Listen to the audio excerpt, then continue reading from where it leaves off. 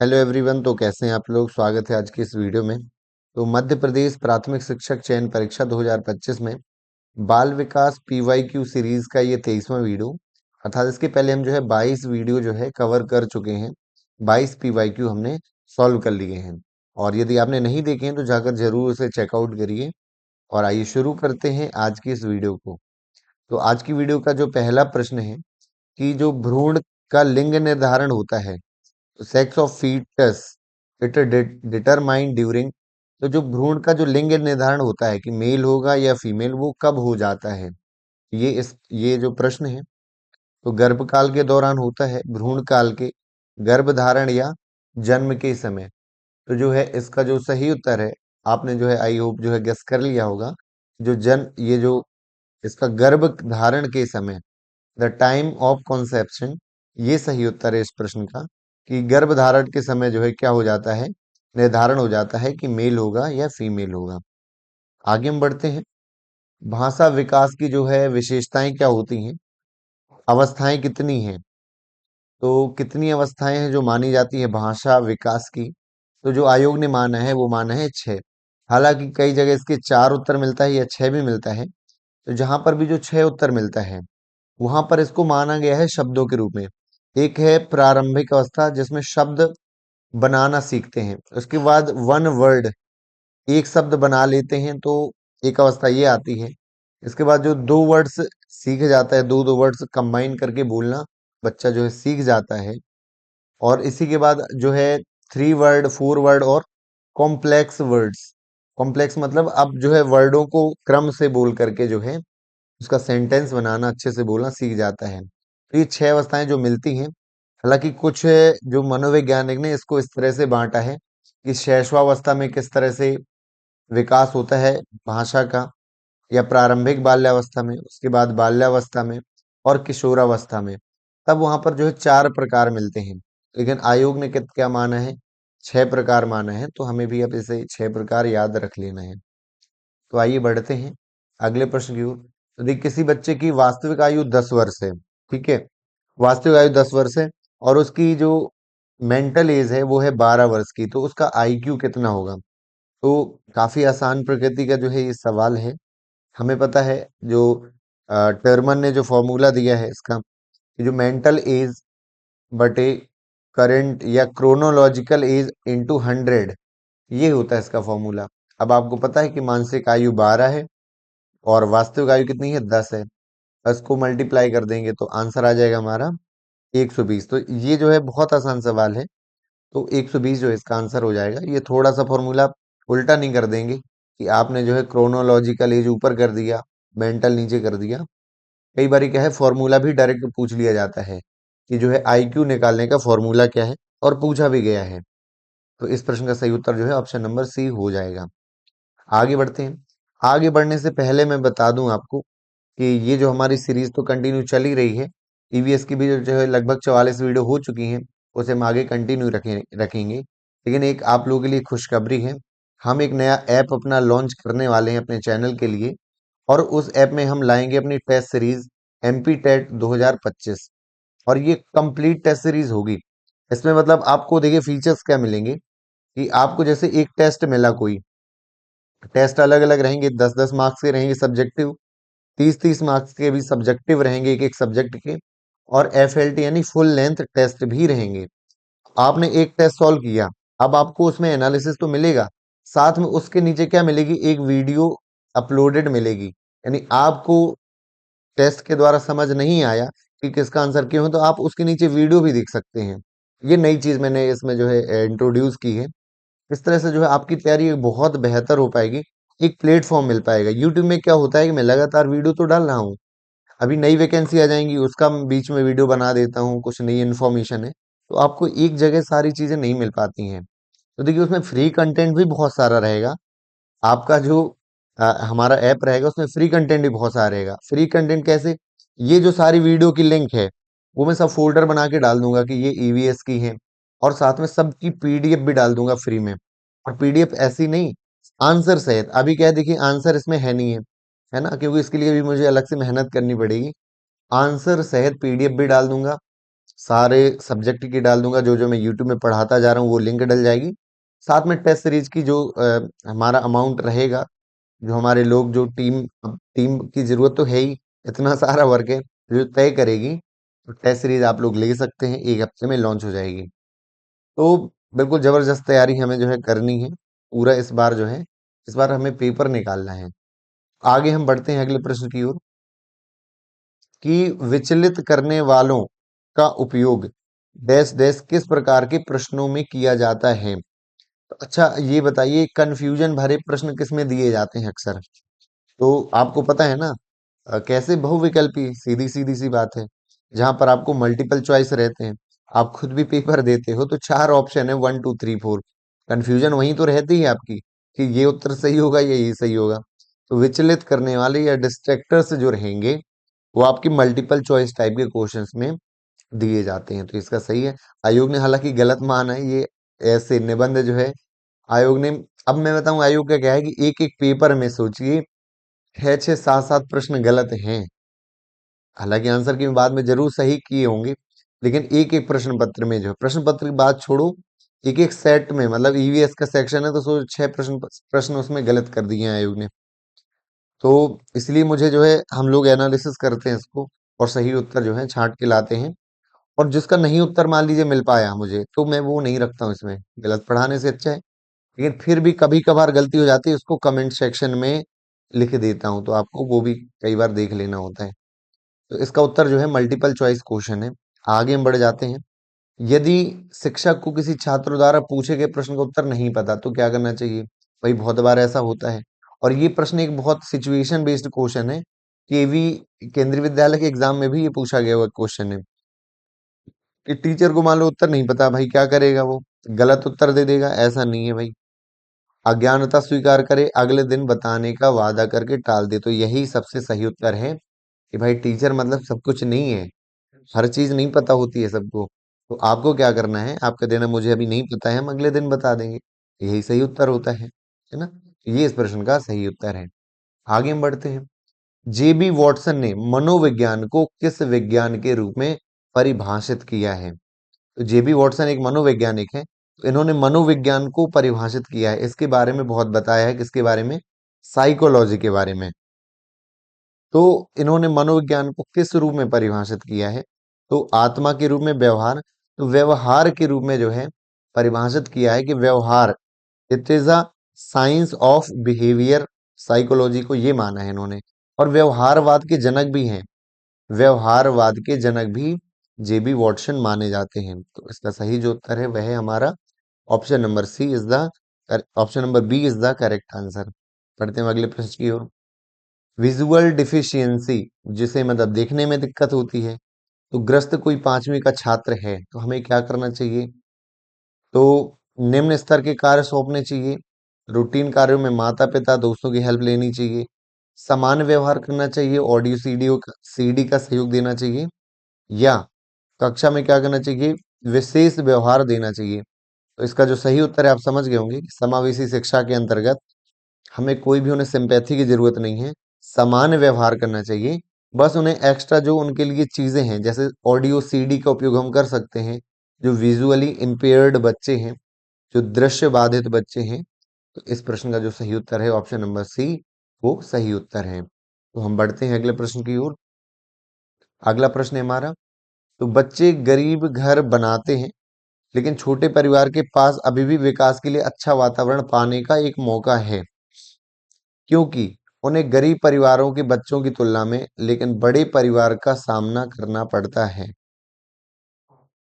तो children from poor homes but small family size have chance got a environment better environment for growth, because they are likely to face than less children poor homes but large family size. देखो क्या, अब इसमें थोड़ा सा समझने की बात है।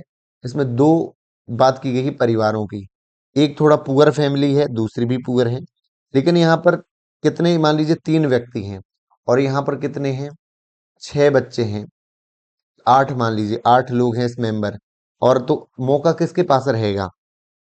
जो गरीब है लेकिन थोड़ा सा कम लोग हैं वहां पर, है ना? छोटे परिवार के पास अच्छा वातावरण पाने का मौका है ना? ज्यादा। लेकिन देखिए यहाँ पर प्रश्न अभी अच्छे से क्लियर नहीं हो रहा है, तो हमें ऑप्शन से देखना होगा कि बड़े परिवार में क्या होता है। स्वच्छता की स्थिति को लेकर बात की गई है, खुश माता पिता, शांतिपूर्ण। तो ये इसका सही उत्तर है जो आयोग ने माना है कि खराब हालत का मतलब होता है कि इम्प्रूव जो वाइज्ड कंडीशन है वो रहती हैं बड़े परिवारों में। जो अवसर हैं या जो रिसोर्सेस हैं वो अच्छे से प्रोवाइड नहीं हो पाते हैं। मान लीजिए बच्चों की एजुकेशन, यहाँ एक बच्चे की एजुकेशन करानी है तो ठीक से माता पिता करा लेंगे, लेकिन यहाँ यदि 4 बच्चे हैं तो उतनी अच्छी बच्चों की एजुकेशन या उनको रिसोर्स प्रोवाइड नहीं करा पाएंगे। तो इसका सही उत्तर है इम्पोवराइज्ड कंडीशंस, खराब हालत। हम आगे बढ़ते हैं। परिपक्वता की प्रक्रिया में संबंध में कौन सा कथन जो है सत्य नहीं है या कौन सा जो है गलत है, हमें ये बताना है। तो उन परिवर्तन का वर्णन करता है जो पर्यावरण प्रभाव से जो है स्वतंत्र है परिपक्वता के संबंध में, आनुवांशिकता के प्रभाव से असंबंधित माना जाता है। थोड़ा सा यहाँ ध्यान देने की जरूरत होती है। परिपक्वता, परिपक्वता जो है, मैच्योरिटी जो है, ये शारीरिक से संबंधी होती है यहाँ पर, शारीरिक। और इसमें दोनों का प्रभाव पड़ता है, आपका वातावरण का भी प्रभाव पड़ता है और आनुवांशिकता का भी प्रभाव इसमें पड़ता है। जैसे हम शिक्षा की बात करें, पोषण की बात करें, समाज की बात करें, तो ये सब मिलकर के जो है परिपक्वता बनाता है, परिपक्व कहलाता है। तो यहाँ पर देखिए परिपक्वता का वह परिवर्तन है जो पर्यावरण प्रभाव से स्वतंत्र है। तो ये तो गलत है ही, क्योंकि जो परिपक्वता है पर्यावरण से स्वतंत्र नहीं है, उसका प्रभाव पड़ता है। आनुवंशिकता के प्रभाव से असंबंधित है, तो ये देखिए दोनों कथन क्या है, गलत हैं। तो यही पूछा है, तो यहाँ पर बोथ हो जाएगा ऑप्शन नंबर डी। हालांकि आयोग ने इसको जो है थोड़ा गलत उत्तर इसका बताया है, आयोग ने 2 बताया है, लेकिन इसका जो सही उत्तर है एनालिसिस करने पर ये प्राप्त होता है, ये दोनों ही इस प्रश्न के क्या हैं, गलत आंसर हैं। तो हम बढ़ते हैं अगले प्रश्न की ओर। अगला प्रश्न है कि शिक्षा में निम्नलिखित में से कौन अभिप्रेरणा में महत्वपूर्ण भूमिका नहीं निभाता है। अभिप्रेरणा आपको पता है मोटिवेशन कहलाता है, बाह्य होता है और आंतरिक होता है। तो महत्वपूर्ण भूमिका क्या नहीं है, तो अधिगम के उद्देश्य जो है एक महत्वपूर्ण भूमिका नहीं है। शिक्षा में इनाम और सजा ये जो है नहीं है। आकांक्षा का स्तर या भोजन के लिए भूख का स्तर। तो देखिए यहाँ पर कहीं अलग से कोई कथन होता ना कि कौन सा अभिप्रेरणा में भूमिका नहीं है, तो ये जो है चारों ही क्या होता, ये सही उत्तर है, और कहता नहीं तो कोई भी न माना जाता। लेकिन यहाँ बात की गई शिक्षा के क्षेत्र में, भोजन के लिए जो भूख का स्तर है ये हमारे शारीरिक अभिप्रेरणा का भाग है। हमें भूख लग रही है तो हम भूख के खाने की पूर्ति के लिए जो है जाएंगे, खाना मिल जाएगा और हमारी अभिप्रेरणा की पूर्ति हो जाएगी, है ना। भूख जो है अभिप्रेरणा का काम करेगी। लेकिन यहाँ पर शिक्षा की बात की गई है, इसलिए भोजन के लिए भूख का जो स्तर है शिक्षा के स्तर पर जो है ये गलत कथन है। तो ये जो है आई होप जो है आपको समझ में आ गया होगा। आगे हम बढ़ते हैं। कभी कभी जो है किशोर यौन विशेषताओं के कारण उचित मार्गदर्शन के अभाव में यौवन के दौरान अपराध कर सकते हैं। किस कारण से इस अपराध को वर्गीकृत किया गया है। ऐसा आपने देखा होगा आसपास बहुत होता है, तो इसे किसके अंतर्गत जो है रखा जाएगा, इसे व्यक्तिगत कारण रखा जाएगा, क्योंकि सबके साथ नहीं होता है। किशोरावस्था क्या कहलाती है, आपकी तेज तूफान अवस्था कहलाती है, पता है ना। तो यानी जिस दिशा में जो है उसका फोकस हो जाएगा, उस दिशा में वो जो है बहुत प्रवीण आगे स्तर पर पहुंच जाएगा। तो ये क्या है, किशोर अपराध का व्यक्तिगत कारण है कि वे यौन विशेषताओं के कारण जो है अपराध कर सकता है ना। ये मनोवैज्ञानिक सामाजिक आर्थिक कारण नहीं है, क्योंकि ये कारण होते तो सबके साथ होता है, सबके साथ नहीं होता, हर कोई अपराध में नहीं शामिल होता है। हम आगे बढ़ते हैं। किसने निर्धारित किया है कि युवा शक्तियों के लिए विशेष रुचि की मनोरंजन सुविधाओं और सेवाओं की विस्तृत श्रृंखला स्थापित की जानी चाहिए और उन्हें आसानी से सुलभ बनाया जाना चाहिए। तो ये अलग अलग जो है कंट्री आपको दिख रहे होंगे, बर्लिन है शहर है, रियाद शहर है, न्यूयॉर्क है और जिनेवा। तो यहाँ पर रियाद जो है जो सऊदी अरेबिया की कंट्री है। हालांकि ये जो है आपका जो प्रश्न है ये टफ कैटेगरी का है। अब आप एक एक जो है कंट्री या शहरों को नहीं याद करेंगे कि किन्होंने कौन सी गाइडलाइन दी है। तो हालांकि ये प्रश्न है तो हमें इसका उत्तर जान लेना है कि जो रियाद सऊदी अरेबिया की जो कैपिटल है, उन्होंने एक गाइडलाइन दी है कि युवाओं के लिए मनोरंजन सुविधाएं सेवाओं की विस्तृत श्रृंखला होनी चाहिए। सऊदी अरेबिया आपको पता है वैसे भी वो डेजर्ट एरिया है, वहां पर कम सुविधाएं होती हैं। उन्होंने विस्तृत श्रृंखला यानी इतनी ज्यादा इंटरटेनमेंट की चीजें रख रखी हैं योगों के लिए, आसानी से उपलब्ध हो सके। तो ये जो है रियाद गाइडलाइन है। याद रख पाए तो याद रख लेना, नहीं तो कोई इतना इम्पोर्टेंट नहीं है। आगे और बने आपसे बन भी जाएगा इसी से रिलेटेड, दूसरा पूछ लेंगे तो वो नहीं बनेगा। ऐसे क्वेश्चन में ज्यादा दिमाग लगाने की जरूरत नहीं होती है, तुक्के पे डिपेंड रहिए इस तरह के क्वेश्चन में। तो किशोर न्याय अधिनियम 2015 के अनुसार पुलिस द्वारा पकड़े गए कानून के उल्लंघन का आरोप करने वाले किस अवधि के भीतर किशोर न्याय बोर्ड के समक्ष पेश किया जाना चाहिए? कोई बच्चे ने अपराध किया है, 18 साल से कम है, उसको पुलिस ने पकड़ लिया है, कितना टाइम लेगा वो किशोर बोर्ड जो है आपका ट्रिब्यूनल है उसमें पेश करने के लिए? ये सेम बिल्कुल वैसे ही है जैसे आदमी की गिरफ्तारी होती है, तो कितना टाइम में जो है पुलिस जो है न्यायालय के समक्ष उसको पेश करता है। उतना ही माना जाता है कि 24 घंटे लेती है समय, लेकिन जो ट्रेवलिंग टाइम रहता है वो छोड़ करके, मान लीजिए बहुत दूर न्यायालय है, एक दिन वहीं जाने के लिए समय लग गया, तो वहां 2 दिनों से मिल जाएंगे, एक दिन ट्रेवलिंग और एक दिन वहां पहुंचने का समय। ठीक है, तो यहाँ पर भी वही है कि यात्रा के लिए समय छोड़कर बच्चे को पकड़ने के 24 घंटे के भीतर जो है पुलिस किसको सौंप देगी? वो बच्चा किशोर न्याय बोर्ड को वो सौंप देगी। तो ये इसका जो है सही उत्तर है आपका। आगे बढ़ते हैं। अगला प्रश्न है, समावेशी शिक्षा की आवश्यकता को देखते हुए कौन सा कथन जो है सही नहीं है? तो गलत कौन सा है भाई, हमें बताना इनमें से समावेशी शिक्षा के बारे में गलत कौन सा है। तो सभी इस बच्चों को एक साथ सीखने का अधिकार है, बिल्कुल अधिकार है। बच्चों को सीखने की क्षमता के कारण भेदभाव किया जा सकता है, तो भाई भेदभाव नहीं किया जा सकता है, ये गलत हो गया उत्तर। और देख लेते हैं, नहीं किया जाना चाहिए, तो ये भी ठीक है। शिक्षा प्राप्त करना अधिकार है, एलिमिनेशन मेथड से भी जो है आपका इसका उत्तर निकल आता। इसका जो सही उत्तर है वह है आपका ऑप्शन नंबर बी, कि बच्चों की सीखने की क्षमता के कारण भेदभाव भेदभाव नहीं करना है। सीखने की क्षमता अलग अलग है, वो बच्चों की अपनी विशेषता है, हमें तो सिखाना है और अलग अलग तकनीकी अपनानी है। कि कोई बच्चा मान लो खेल के द्वारा सीख रहा है तो खेल के द्वारा सीखे, किसी को एक्टिविटी से, किसी को डेमोन्स्ट्रेशन से, किसी को आईसीटी से सीखना है।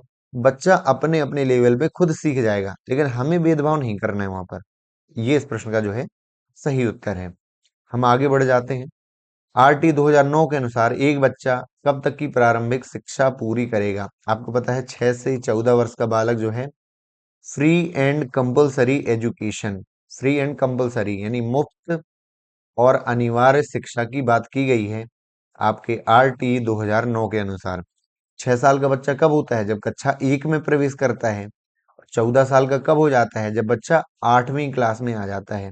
तो 1 से 8वीं तक, तो कौन सी कक्षा तक पूरी करेगा? तो ये जो है यहाँ पर 8वीं जो है इसका सही उत्तर हो जाएगा। आई होप जो है बढ़िया से क्लियर हो जा रहा होगा आपका, और तैयारी भी आप बढ़िया कर ही रहे होंगे, जो है इसमें कोई डाउट है नहीं है। जल्दी आपको नोटिफिकेशन देखने को मिल सकता है। भाई आयोग है हमारा, इतना ज्यादा अनसर्टेन आयोग नहीं देखा है। क्या पता भी अपन तैयारी करें, किसी रात को जो है आ जाता है उसका नोटिफिकेशन, हम वेट करते रहते हैं, किसी दिन अचानक से आ जाएगा नोटिफिकेशन। तो तैयारी अपनी जो है बना के रखिए। वर्ग 2 ही चल रहा है, वर्ग 3 तो आएगा ही आएगा, तैयारी अपनी रखिए। विकलांग शब्द से विशेष योग्यता में बड़े बदलाव के साथ शिक्षा प्रणाली में सबसे व्यापक रूप से इस्तेमाल किया जाने वाला शब्द क्या है? विकलांग हम शब्द यूज करते हैं, तो विकलांग बच्चों में जो बदलाव किए गए हैं, बदलाव क्या है पता है ना आपको? विकलांग बच्चों के लिए पहले अलग से स्कूल होते थे, अभी भी चल रहे हैं, लेकिन अब जो है इसकी बात की जा रही है समावेशी शिक्षा को, कि उन बच्चों को भी हमारे सामान्य बच्चों के साथ हम रखें, उन्हें पढ़ाएं, और कोई भी हम जो है अंतर ना करें उन दोनों में। ताकि वो जब मान लीजिए क्या होता क्या है कि वो विकलांग अलग स्कूल में पढ़ रहे हैं, उस स्कूल से पढ़ने के बाद आते हैं तो समाज में बहुत दया वाला भाव फील करते हैं, के लिए हमारे लिए जो है बहुत अलग महसूस करते हैं समाज से। इसलिए समावेशी शिक्षा की बात की गई है, इंक्लूजन की बात की गई है, यहाँ पर विशेष विद्यालय की बात नहीं की गई है। अब के जो समय में है, इंक्लूजन जो है उसका सही उत्तर है। एकीकरण भी कहा जा सकता है, लेकिन इंक्लूजन जो है इन सबसे ज्यादा सही उत्तर है। द्वितीयक समाजीकरण की मूलभूत समस्या आपको पता है क्या होता है द्वितीयक समाजीकरण? पहला समाजीकरण होता है वो होता है आपका परिवार। क्या होता है? परिवार। और जो द्वितीयक समाजीकरण होता है किसी बच्चे का, वो होता है आपका विद्यालय, आपके दोस्त और आपके बाकी के जो समाज के लोग हैं, है ना, टीचर और भी जिसको आप पेर और आपके होंगे दोस्तों के मम्मी पापा, पूरा बाकी समाज हो गया। तो समस्या क्या है भैया द्वितीय समाजीकरण की? तो पहले से गठित स्वयं से निपटना चाहिए, गठित स्वयं की उपेक्षा करना चाहिए, जिम्मेदार नहीं है, बड़े समाजी विकास पर कम निर्भर है। अब देखो कई बार क्या होता है हमें समझ में नहीं आता, जैसे ये भी प्रश्न थोड़ा घुमाऊ है, तो हमें एलिमिनेशन मेथड, हम नेगेटिव वर्ड ढूंढते हैं। पहले से गठित स्वयं की उपेक्षा करनी चाहिए, तो उपेक्षा वर्ड एक नेगेटिव हो गया, हटा दीजिए। यह जिम्मेदार नहीं है, प्राथमिक समाजीकरण में विकास के गठन के लिए जिम्मेदार नहीं है, बिल्कुल है जिम्मेदार ये भी गलत हो गया। बड़े सामाजिक विकास पर कम निर्भर है, तो गलत है। बड़े बड़े सामाजिक विकास इसी के तहत होते हैं। प्रारंभिक विकास तो हो गया बच्चे का परिवार में, लेकिन बाकी जो सामाजिक विकास है वो तो द्वितीयक ही होता है ना। इस तरह में कौन सा उत्तर मिल गया? पहला, कि इसे पहले से गठित स्वयं से निपटना चाहिए। It must deal with an already formed itself. यानी समाज क्या है? स्वयं में अपने आप में जो है एक समाज ही है। समाज अलग से नहीं बनता है, लोगों से ही बनता है, और वो स्वयं भी उस समाज का पार्ट है, तो स्वयं से निपटना चाहिए, इसीलिए इसका उत्तर ये है। बाकी जो है यदि नहीं समझ में आता है तो एलिमिनेशन मेथड यूज करिए, कोशिश करिए जब नहीं समझ में आए तो ये मेथड यूज करने की, तो जरूर आप जो है सही उत्तर तक जो है आप पहुंच पाएंगे। बाल मनोविज्ञान में जो पावलाव ने जो कौन सा योगदान दिया है? पावलाव का आपको पता है, शास्त्रीय अनुबंधन का सिद्धांत है पावलाव का। कुत्ते पर प्रयोग किया है, कोई भूल नहीं सकता, इतनी बार पढ़ा होगा आपने। तो क्लासिकल कंडीशनिंग थ्योरी जो है कि पावलाव ने दी है। आगे हम बढ़ते हैं। गिलफोर्ड द्वारा दिए गए संक्रिया या ऑपरेशन के आयाम को कितनों भागों में बांटा गया है? तो यहाँ पर वैसे जो गिलफोर्ड ने दिया है वो दिया है बुद्धि का एक मॉडल बताया है इन्होंने, है ना। क्या बताया है? बुद्धि। तो ये जो बुद्धि की संरचना मॉडल है, यहाँ पर इन्होंने कितने ऑपरेशन, 5 ऑपरेशन की बात की गई है, तो 5 इसका सही उत्तर है। हालांकि इसको यदि डिटेल में इतनी जानने की जरूरत है नहीं है, क्योंकि जो डिटेल में पांचों देखेंगे तो टाइम लग सकता है, लेकिन नाम जरूर इसके पढ़ सकते हैं। तो पहला है आपका आपका संज्ञान बोला जाता है, पहले ऑपरेशन को बोला है संज्ञान, मतलब कोई खोज पहचान, इन चीजों को हम संज्ञान कह सकते हैं। दूसरा है स्मृति अभिलेख। किलफोर्ड ने क्या बोला है? स्मृति अभिलेख, यानी कोई स्मृति मतलब याद करने की क्षमता। बुद्धि का जो है संरचना मॉडल दिया है, 5 ऑपरेशन की बात की गई है। तीसरे को बोला है स्मृति धारण। स्मृति अभिलेख का मतलब होता है याद करने की क्षमता। स्मृति धारण मतलब आपको बार बार चीजें याद आना। ये बार आपको कोई चीज याद आ गई, अब दोबारा उसको याद करके आप उपयोग कर सकते हैं, है ना, तो स्मृति धारण कहते हैं उसको। और दो चीज और है इसमें, अपसारी धारण बोला है, अपसारी धारण, और एक और अभिसारी, अभिसारी धारण। धारणें उत्पादन भी इसको बोला गया है। और अपसारी का मतलब होता है कोई रचनात्मक सोचना। कोई बच्चा आर्ट का है, रचनात्मक सोच रहा है, यानी एक समस्या के कई सारे समाधान वो निकाल लेता है, उसे अपसारी उत्पादन कहते हैं। अभिसारी उसे कहता है, उसे कहते हैं ये थोड़ा तर्कशील व्यक्ति कहलाता है, जो अभिसारी प्रकृति का होता है, मतलब वो जो है एक परमानेंट सॉल्यूशन पर आ जाएगा। किसी समस्या आएगी वो अपना एक सॉल्यूशन निकाल लेगा। ये तार्किक बच्चा होगा और ये काल्पनिक या रचनात्मक होगा अभिसारी। तो हालांकि इतना डिटेल यदि हो पाए याद तो कर लेना, बाकी 5 आप याद रख सकते हैं कि बुद्धि संरचना मॉडल दिया है गिलफोर्ड द्वारा, 5 ऑपरेशन की बात की है इसके अंतर्गत जो है। आगे हम बात करते हैं कि किसने अपने मॉडल को बुद्धि संरचना का प्रतिरूप दिया है। अभी अभी हमने देखा है कि ये जो 5 ऑपरेशन की बात की है, बुद्धि संरचना यानी बुद्धि किस तरह से निर्मित होती है, कितने उसके डायमेंशन होते हैं, वही बात किए गए हैं इसमें कि डायमेंशन की बात की गई है। तो अपने मॉडल को बुद्धि संरचना, इंटेलेक्ट मॉडल जो है, स्ट्रक्चर ऑफ, किसने बात की है? गिलफोर्ड ने बात की है, जेपी गिलफोर्ड। तो ये जो है थोड़ा सा याद कर लेना है, पहले से याद हो तो अच्छी बात है, नहीं है तो एक पॉइंट लिख लेना है। जब खतरा टल जाता है तब कौन सा तंत्र जो है सक्रिय हो जाता है और शरीर को वापस लाने में जो है शांत रखने में मदद करता है। देखो होता क्या है, दो तरह की होती हैं हमारे अंदर जो है क्रियाएं, तंत्र जो है, ऐसा तंत्र जो अनैच्छिक अनैच्छिक क्रियाओं को नियंत्रित करता है। एक तंत्र हमारे शरीर में पाया जाता है, अनैच्छिक मतलब जो है हमारे इच्छा पर वो नहीं चलता। जैसे हमारी हार्ट बीट हो गई, हम सांस ले रहे हैं, हम चाहेंगे तो भी हम रोक नहीं सकते, हार्ट बीट चलेगी ही, ब्लड सर्कुलेशन हो गई। अनैच्छिक क्रियाओं को दो भागों में बांटा गया है हमारे शरीर में। एक को कहते हैं अनुकंपी और एक को कहते हैं परानुकंपी। परानुकंपी तो जब हम रिलैक्स हो जाते हैं, यानी हम हार्ट बीट जो है रिलैक्स हो जाती है, नॉर्मल सांस लेना हमारा नॉर्मल हो जाता है ना, डाइजेशन भी अपना सही से काम करता है, तब उसे परानुकंपी कहते हैं। तो आप बताइए, जब खतरा टल जाएगा, हमारी सब सिस्टम नॉर्मल हो जाएगा ना, हार्ट बीट वगैरह सब, तो इसको परानुकंपी बोलेंगे। क्या बोलेंगे? परानुकंपी। लेकिन कहीं मान लीजिए अचानक अचानक से खतरा आ गया, कहीं हम डर रहे हैं, है ना, तो वहां पर हमारी हार्ट बीट बढ़ जाएगी, सांस तेज हो जाएगी। इस तरह की जो अनैच्छिक क्रिया होगी, उसको क्या बोलते हैं? सिंपथेटिक अनुकंपी क्रिया कहते हैं। तो ये थोड़ा सा दोनों को आपको याद रख लेना है। दोनों ही हमारे शरीर की अनैच्छिक क्रियाएं हैं, हमारी इच्छा पर निर्भर नहीं करता है। आगे हम बढ़ते हैं।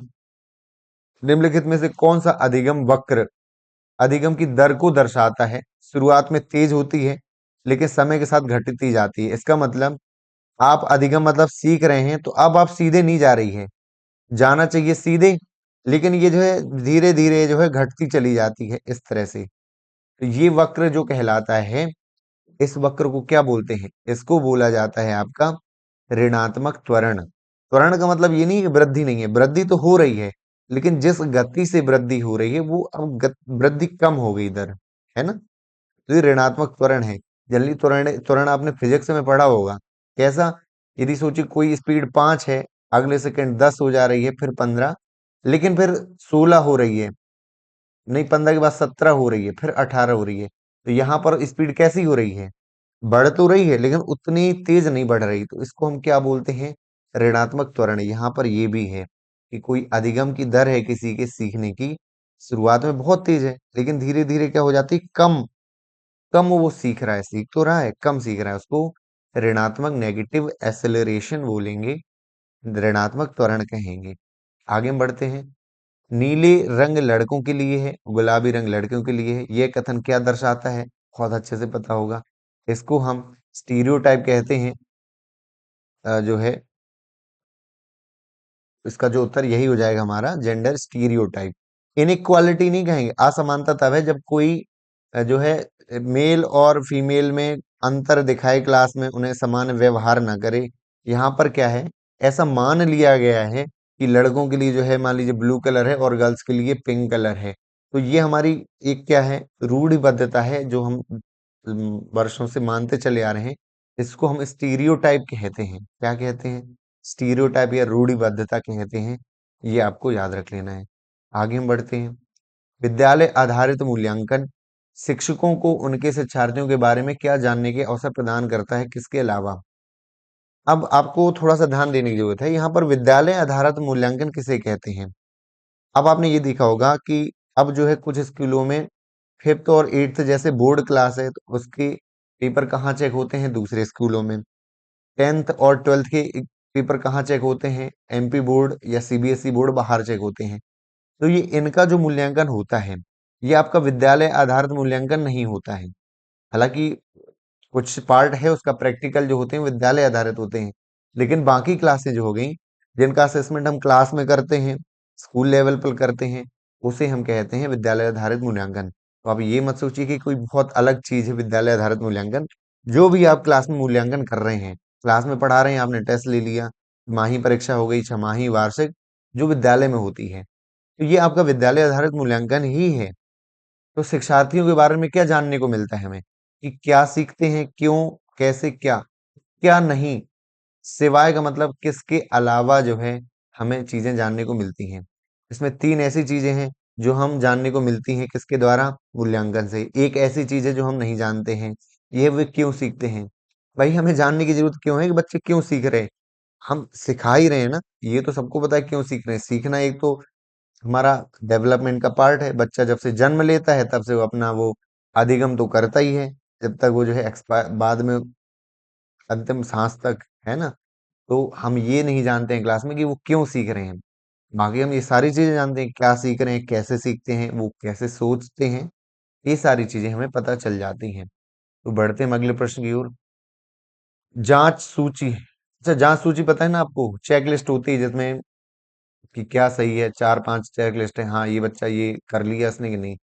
जांच सूची के संकेतक के आधार पर मूल्यांकन किया जाता है, किसका? विषय का, मूल्यों का, व्यवहार का, या जीवन के कौशल का। तो यहाँ पर वैल्यूज हैं, व्यवहार है, और जीवन के कौशल और विषय हैं।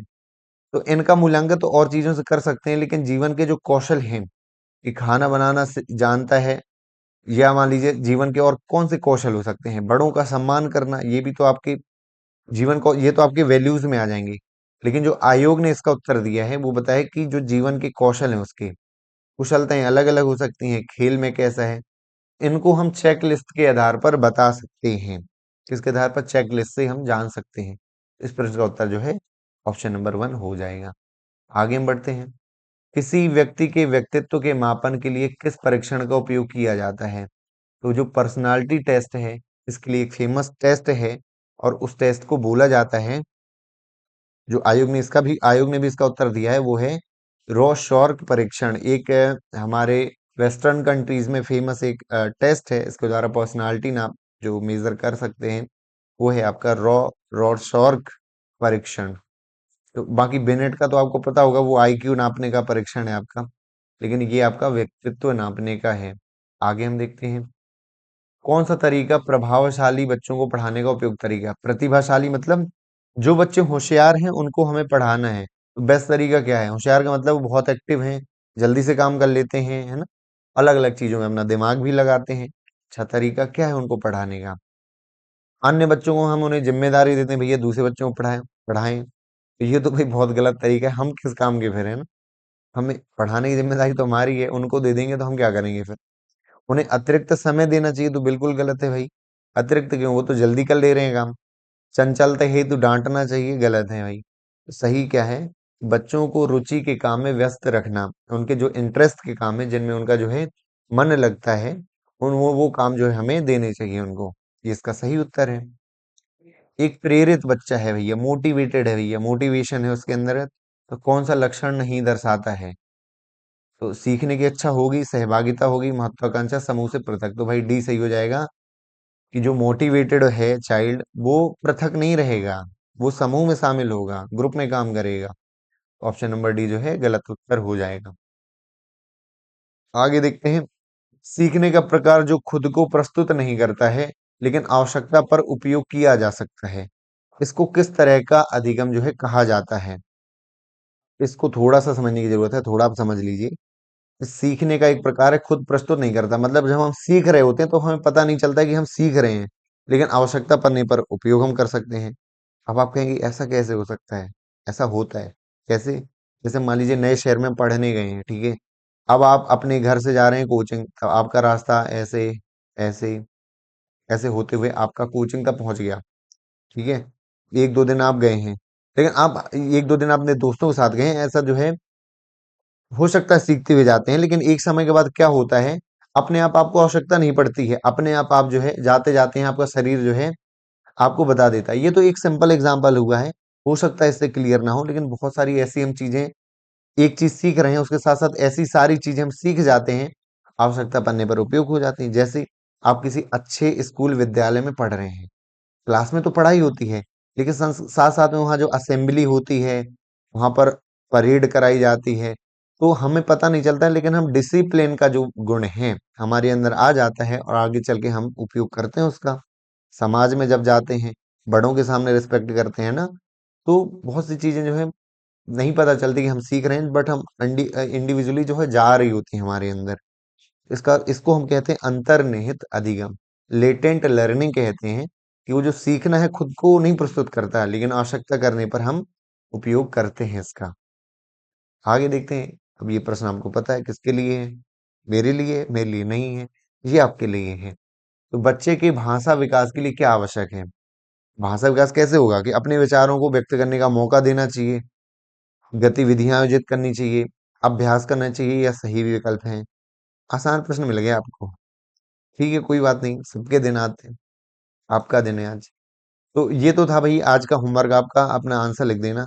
कल का देख लेते हैं कि जो लाल फीते यानी रेड रिबन, आपने रेड रिबन देखा होगा, मार्कर ले लूं एक मिनट। रेड रिबन इस तरह का देखने को मिला होगा, लाल फीता देखने को मिलता है।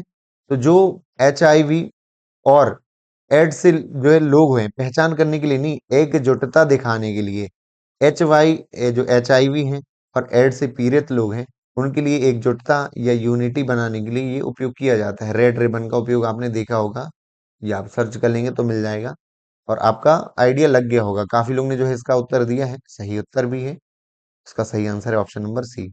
आई होप जो है आपको बहुत पसंद आई होगी आज की वीडियो। और थोड़ा एक और, ये मेरी ये शायद पहली वीडियो इस तरह की लाइव आने की। लाइव क्या, अपनी मतलब वीडियो भी मेरी साथ में चल रही होगी, फोटो। तो आप मुझे बता दें किस तरह से आपको ज्यादा सही आता है। आप मतलब मैं पढ़ा रहा हूँ तो साथ साथ मेरी शक्ल देखना आपको पसंद करते हो नहीं करते हो? यानी मुझे साथ साथ में अपनी फोटो वीडियो साथ में दिखानी चाहिए नहीं, या फिर विदाउट फोटो के सिर्फ आपको आवाज आनी चाहिए? आप जैसा भी आप चाहेंगे वैसा आपको पढ़ाएंगे। पढ़ना है अपन को, ऐप भी आ जाएगा, टेस्ट सीरीज आ जाएगी, सब दे देंगे। पढ़ने की बात है बस। पढ़िए, साथ में मेहनत करिए और आगे तक हम जाएंगे और सिलेक्शन लेंगे इस बार। Thank you so much for watching this video. मिलते हैं अगली वीडियो में। Thank you.